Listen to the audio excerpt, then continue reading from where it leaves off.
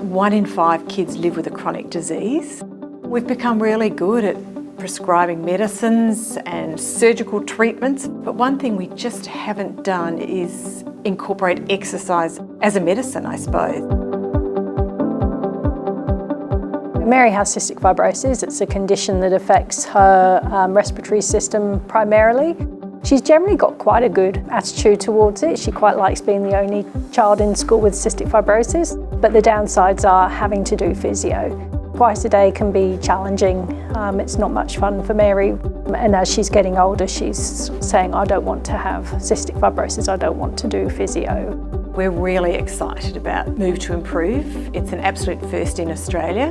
One of the things when you've been diagnosed with a serious condition is kids often disengage from their friends.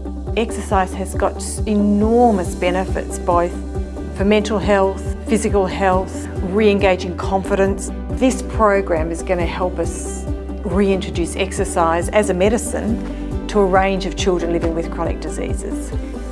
I had my fingers crossed that we were going to be able to be selected for the surfing study, and we were, so that was just great news. The whole thing was a lot of fun, seeing Mary develop her skills, develop her enjoyment with the instructor, because we're complete human beings. She's not just someone with cystic fibrosis, she's someone with all her hopes and dreams and quirks. Just having a whole rounded approach to her care, I'm absolutely all for it. When I'm out in the water and I'm surfing, I feel like I'm more freer. My body feels like stronger, more in control of things.